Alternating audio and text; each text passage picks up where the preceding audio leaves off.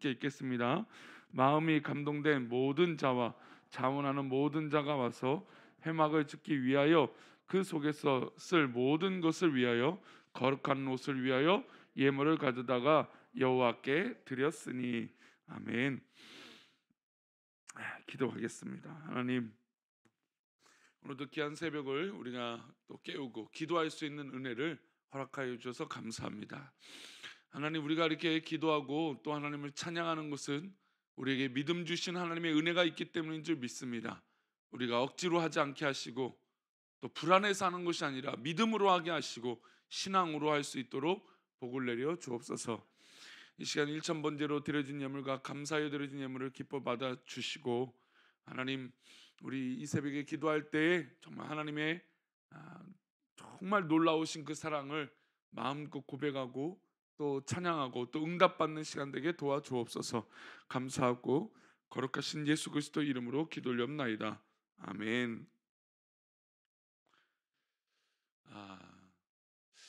가끔 이제 목회를 하다가 이건 뭐 그냥 드는 생각 중 하나가, 이 목사가 이 상대방의 마음을 좀 꿰뚫어 보면 좋겠다. 그러면 이제 적절한 이 진단과 말씀과 또 어떤 그런 것들을 분명히 더 제시할 수 있으니까.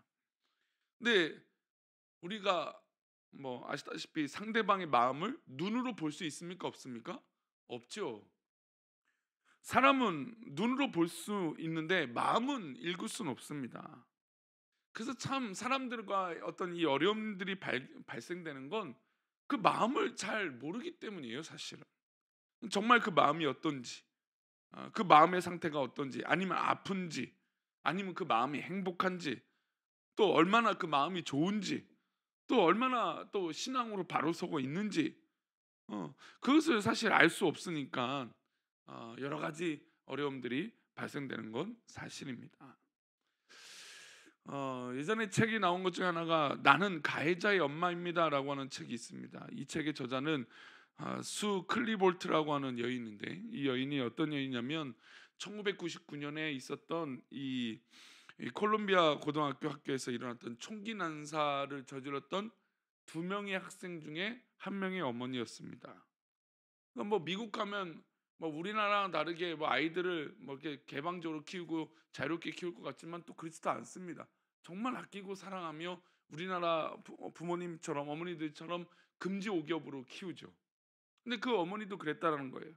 그렇게 막 사랑하고 키웠는데 이 아이가 이렇게 사람을 13명이나 죽이고 26명이나 정말 끔찍한 부상에 입혔던 이 아이의 모습을 보고 엄청난 큰 충격에 빠졌다는 겁니다. 왜 그런 충격에 빠졌냐면 내가 사랑했던 이 아이가 그런 이 끔찍한 짓을 행동을 이룰 때까지 전혀 알지 못했다는 것이죠. 그래서 어머니가 이렇게 고백했어요. 나는 내 아들을 누구보다 잘 안다고 생각했습니다. 하지만 내 아이가 우울 성향을 보이고 있는지, 공격 성향을 가지고 있는지, 학교에서 어떤 일을 당하고 어떤 일을 겪고 있는지 나는 전혀 알지 못했습니다. 조금씩 그 모습을 비췄지만 진짜 그 아이가 그렇게 아파했는지 그렇게 힘들어했는지 나는 전혀 몰랐습니다. 물론 이 말은 그 아이가 힘들어서 그렇게 일을 저질렀다고 하려 비호하려고 하는 것은 아니었습니다. 그러니까 정말 사랑했던 아이가 정말 그렇게 끔찍한 행동을 할 거에 대해서 조금도 예상하지 못했다라는 것이죠. 사실 우리 인간은 아무리 가까운 사이라도 상대방이 어떤 생각을 하고 있는지 어떤 마음을 품고 있는지 알 길이 없습니다. 하지만 누가 알고 있을까요? 하나님 알고 계시죠. 이게 굉장히 우리 신앙에서는 중요합니다. 우리는 갈등이 있고 문제가 있을 때 내 마음이 그렇지 않다라는 거예요. 이게 무슨 얘기냐면 사실 어떤 행동의 결과가 있을 때 내 마음은 한 10%밖에 없어요. 90%는 다른 마음이라는 거예요. 근데 뭔가 원인과 결과가 있어서 뭔가 충돌이 있을 때 당신 10%가 이러지 않았냐? 이렇게 따지지 않는단 말이에요. 당신 왜 이랬어? 때는 100% 그런 행동을 한다라고 말하면서 얘기해요. 그러나 본인은 그 얘기를 듣는 본인은 어떻습니까? 나는 10%밖에 아니야. 그러니까 90%는 다른 마음이기 때문에 나는 그렇지 않아. 그래서 갈등이 있는 것이죠. 그러나 그 10%든 5%든 1%든 단 그 생각을 갖고 있던 그 모든 것도 누가 알고 계신가요? 전지하신 하나님이 알고 계신다는 겁니다. 이게 우리 신앙생활 가운데 굉장히 중요한 거예요. 하나님은 모든 것을 알고 있다는 것이 우리 신앙 가운데 늘 명심해야 된다라고 하는 사실이에요. 그러나 우리는 뭐라고 늘 생각합니까? 걸리지만 않으면 된다, 들키지만 않으면 된다라고 생각을 하는 것이죠. 마음과 생각을 감출 필요가 없습니다. 하나님 앞에는 내 모든 것들이 하나님 알고 계시고, 또 우리 스스로 또한 우리의 마음을 모두 다 하나님 앞에 보여드린다라고 하는 이 정직한 마음이 우리 가운데 있어야 되는 것이죠. 오늘 읽은 본문은 마음을 아시는 하나님 앞에서 이제 성막을 짓습니다. 이 성막 짓는 일에 이스라엘 백성들이 마음을 다하여 자원하여 드리는 일이 나타나고 있어요. 우리 21절 말씀 다시 보겠습니다. 마음이 감동된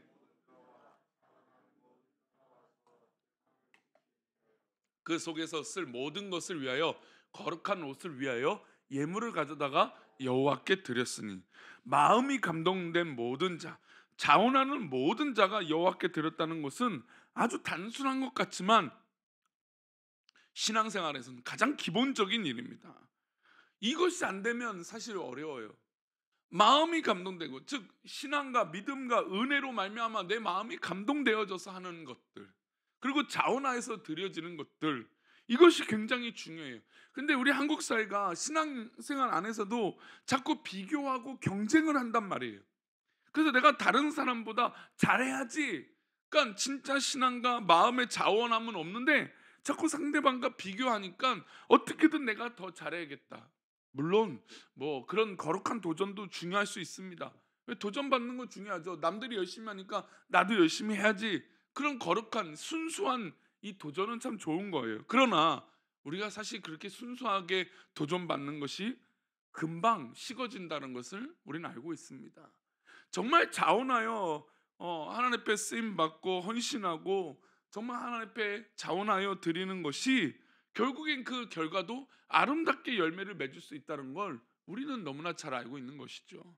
그러니 우리가 이 감동된 마음, 이 자원하는 모든 믿음의 모습이 정말로 소중하고 중요합니다. 그리고 이 기본적인 일이 계속 이루어져요. 우리 22절 말씀 보겠습니다. 곧 마음에 원하는 남녀가 와서 팔찌와 귀고리와 가락지와 목걸이와 여러 가지 금품을 가져다가 사람마다 여호와께 금 예물을 드렸으며, 25절도 보겠습니다. 25절, 마음이 슬기로운 모든 여인은 손수 실을 빼고 그 뺀 청색, 자색, 홍색 실과 가는 배실을 가져왔으며, 여기 보세요. 이제 이 마음으로 자원하여 드린다는 표현이 또 바뀌었어요. 하나님 보시기에 그 마음이 어떻습니까?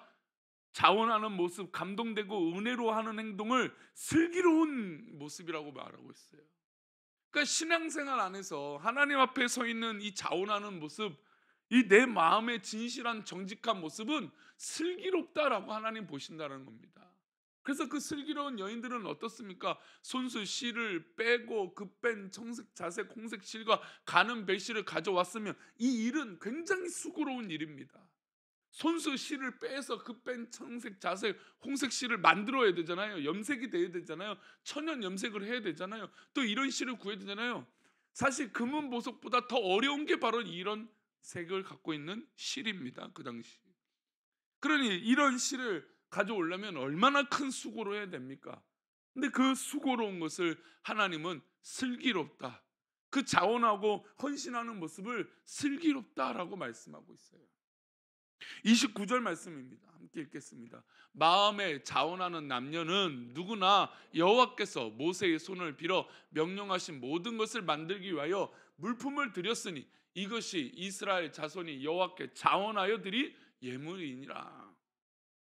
마음에 자원하여 여호와께 드렸다는 말은 마음을 다 드렸다는 거예요. 서론에 말씀드린 대로 마음이 보입니까 안 보입니까? 보이지 않아요. 뭐 이것을 어떻게 그 마음을 표현할 수 있습니까? 그렇지 않죠. 뭐 이 모습을 영화로 만들고 뭐 드라마로 만든다면 지금 막 이스라엘 백성들이 성막을 짓는다니까 뭐 귀걸이와 뭐 금 뭐 보석을 갖고 오고 실을 갖고 오고 자원해서 이 모든 일들을 헌신하게 하여 막 이렇게 열심히 내고 있습니다.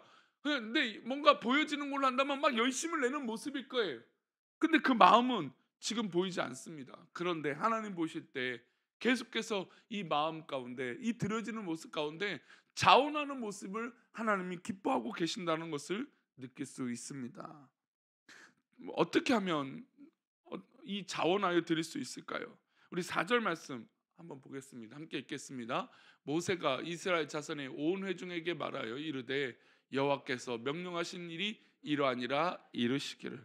어떻게 자원할 수 있다고요? 하나님이 명령하신 일이기 때문에 자원하는 거예요. 하나님이 말씀하셨기 때문에 자원하는 거예요. 백성들의 마음을 움직이는 방법은 하나님께서 원하시는 것을 가감없이 그대로 전하면 되는 거예요. 사실 그래서 늘 설교자의 가장 중요한 고민은 사실 그냥 성경 그대로 전하면 되는 거예요. 말씀 그대로 읊으면 되는 거죠. 5절부터 19절까지 모세가 여호와께서 원하는 것을 그대로 하나도 빠짐없이 가감없이 이스라엘 백성들에게 전했습니다. 이것은 어떤 뭐 구체적인 설명이 없었어요. 그냥 하나님 말씀하신 대로 이 성막에 대해서 전달했습니다. 그러니까 사실 가장 좋은 것은 하나님 말씀 그대로를 읽는 것이죠.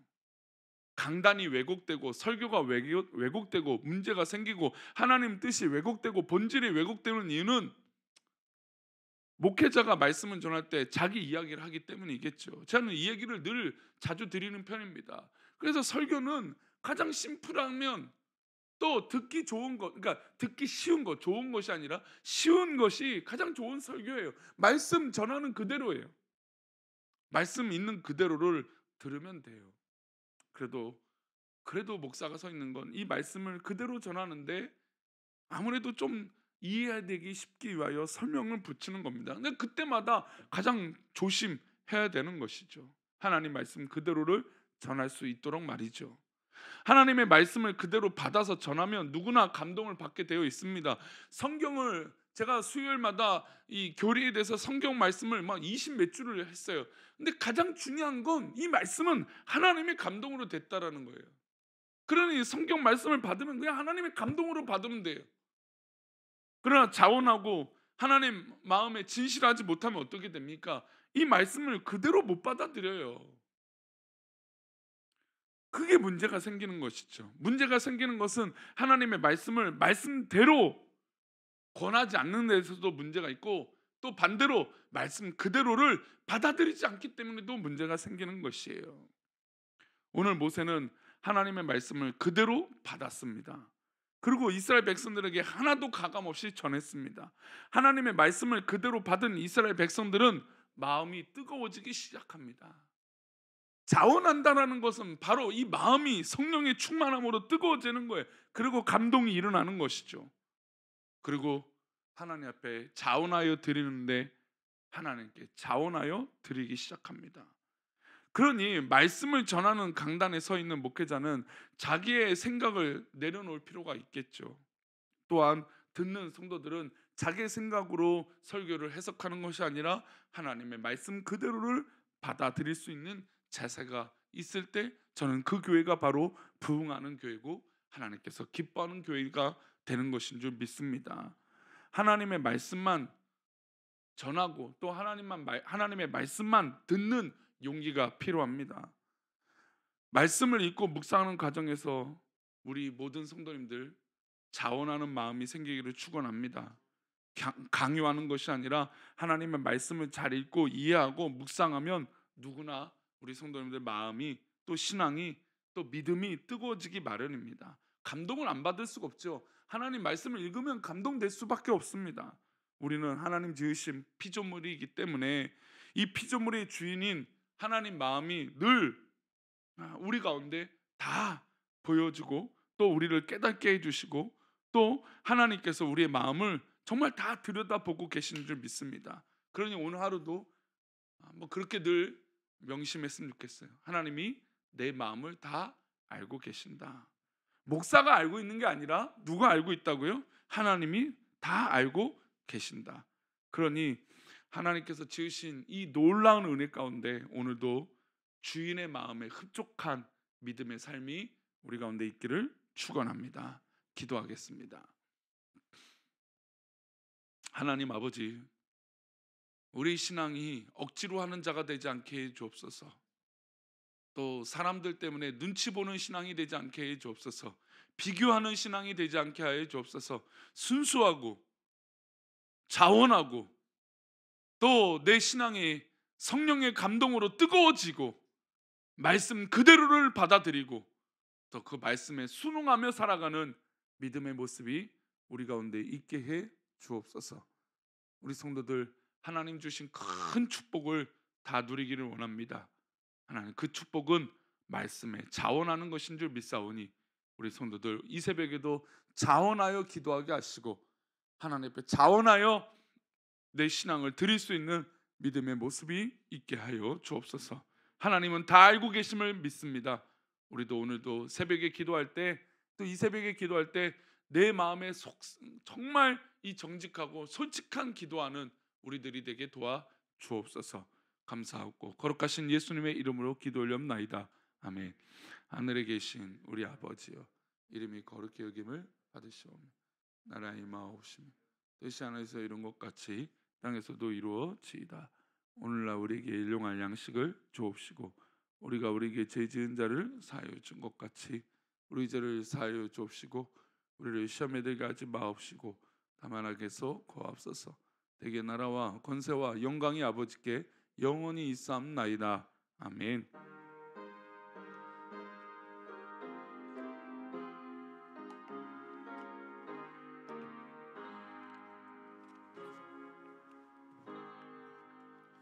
오늘도 귀한 말씀 기억하시면서 정말 오늘도 자원하고 하나님 기뻐하시는 마음이, 또 하나님이 내 마음을 누구보다도 잘 알고 완벽하게 알고 계심을 믿고 그 믿음으로 살아가는 우리 모두가 되기를 축원합니다. 기도하시다가 돌아가시도록 하겠습니다. 기도합니다. 아버지,